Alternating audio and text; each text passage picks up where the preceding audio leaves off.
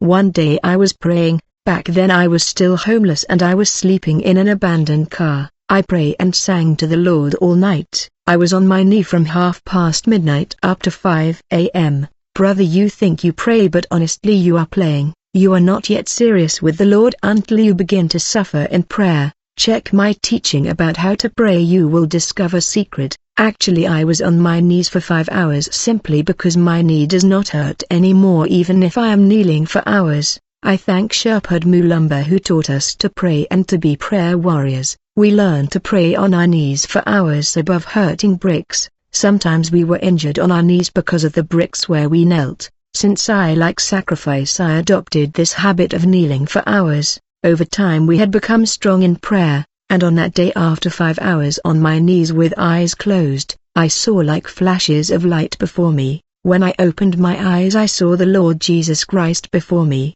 He told me, "Joshua, my son, keep persevering in prayer, for what I have done with Tommy Lee Osborne, I will do it with you." The Lord told me many things, and then he disappeared. I went to inform my fiancé and told him what the Lord had done. When I was still homeless looking for a place to sleep, I remember a brother who rent room to Christian for prayer retreat. Thank God there was one room left even though the place was full. The only money that I had left I paid him in order to have at least a place to sleep for 10 days. As a result I was left with no money when I got in that place of prayer. I remember the passage that say attach yourself to God and you will have peace. I prayed and said, Lord, I am attached to you, but look at where I am. I have no money, and when my 10-day expire in this place of prayer I will sleep outside again in these abandoned car, and if someone reserve this place after my stay he will replace me here. I would have to leave in order to sleep in these abandoned car. Lord, you have to give me money and do something.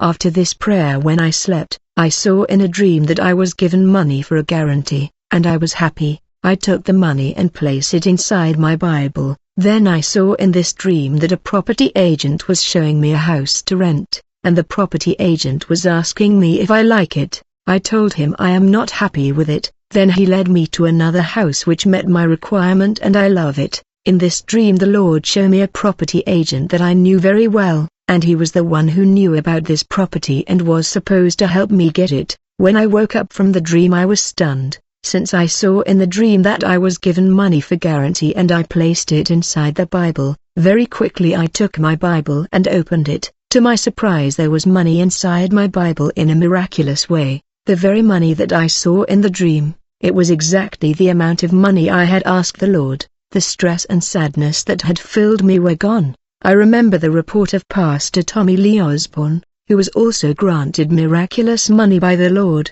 Before moving to my new accommodation I needed to take control over the place, the street and the quarter. Failing to do so will result in domination of territorial spirit over my life. In fact, when I took control over the compound and the house, something happened. The couple who were my new landlord saw paranormal manifestation of demon that came to oppress them as a result of my prayer. The demon came to attack them because these people resorted to occultism to have success in their life. I was alone in the bush praying because I have a habit of retreating in the bush alone for prayer. Often I shut myself inside my home for many days in prayer. Even if you knock I will never open. I was praying in the bush and I saw hidden things. In fact, an angel of God came down in the bush to fortify me in the middle of prayer. He said, Joshua, be strong, and he told me secret that I will report later. I got back home when the retreat in the bush ended. When I got home the Lord spoke to me. To my surprise he told me, Joshua, you must retreat for more prayer. You will fast and pray again. Do not eat and drink. Do not brush and wash, and you should not see the light of the sun. As a result I shut myself in my home for fasting and prayer. On the 3rd day of prayer of this fast I was already feeling weak. My bones were aching, my voice already became rock because of prayer. I was extremely tired. I began to feel a heat inside the house and I was sweating when I decided to sing songs to the Lord. When I opened my eyes I saw appearing before me the late revival leader Alexander, the instigator of revival in the Congo. He told me, my son, you have chosen the good path. You must pay the price in fasting, prayer and abstinence. This is the only way. Fasting and prayer is the only way. The price must be paid. Many are not willing to suffer in fasting and prayer. I have nothing to give you, my son. I only give you this mat, that symbolize a life consecrated to fasting and prayer. The revival leader told me things about my ministry and the country. He said stay in peace. He gave me clear instruction which I tried to put in practice. We are all servant and children of God, but we must reach the level of priesthood. Priests are Christian that the Lord has set apart, consecrated and anointed. There is a craft of the enemy and there is a craft of Christian. There is a level of consecration that the believer must reach in order to manifest priesthood.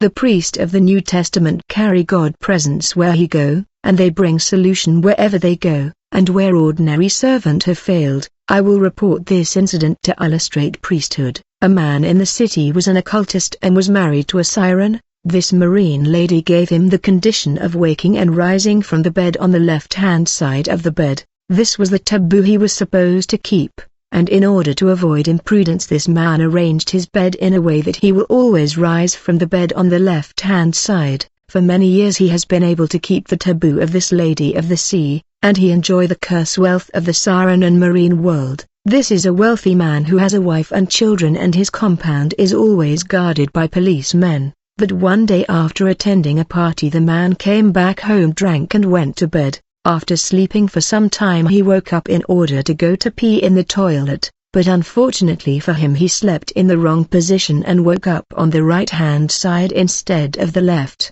And when he made the first step on the ground to head to the toilet the siren manifested physically in the house and began to scream in the house. As a result the man and his wife and children including the guard ran out of the compound to the street deep in the middle of the night. Every time this water siren screamed the house was shaking. This was the power of this lady of the sea that was screaming and the ground was shaking. It was 3 a.m. when this wealthy man began to look for the number of an influential pastor of the city that lived not far from him. When he found his number he called the pastor and told him, "Servant of God, I am in trouble. There is a siren shouting in the house. We need your prayer." The TV evangelist said to him, "It's a tough situation. You must prepare a big seed." This man said, "Pastor, don't worry about money. Whatever amount you want is available." The pastor told him, "Hold on, I am coming soon." After some time the man noticed that time was passing but the pastor who lived not far from him was not coming. He called the pastor again, and the pastor said to him, "This case is really dangerous. It is a risky situation. I am not coming." In the meantime the water siren was screaming in the house. This man called another pastor for prayer. When he explained the situation to the pastor, the latter did not come alone for he came with 4 more pastors.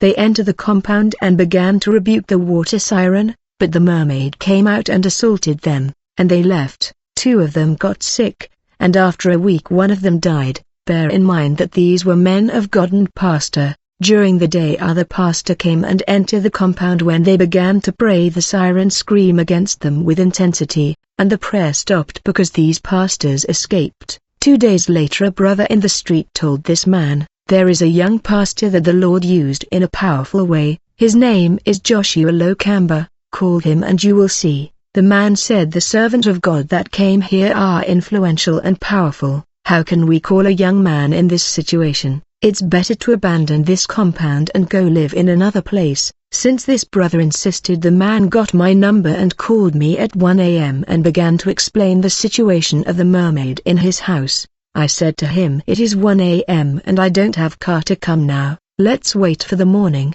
He said, "Don't bother, I am sending you my car." When the car came I took 2 of my servants. When we arrived before the compound I found the man and his wife and children, even the guard sitting in the street on the border of the compound wall around the flower. I looked at the policemen with their weapon but they were powerless before the water siren. When this man saw how young I was he had doubt. I said, "Let's get inside the compound."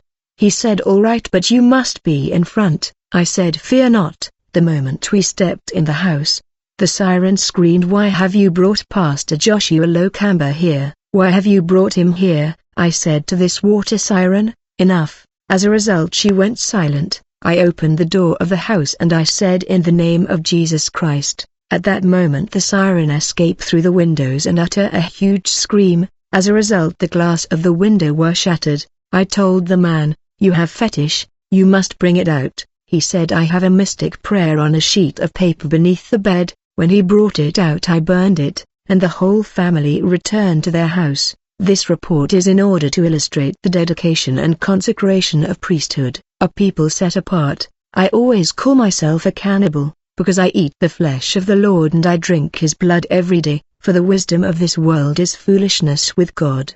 For it is written, "He taketh the wise in their own craftiness."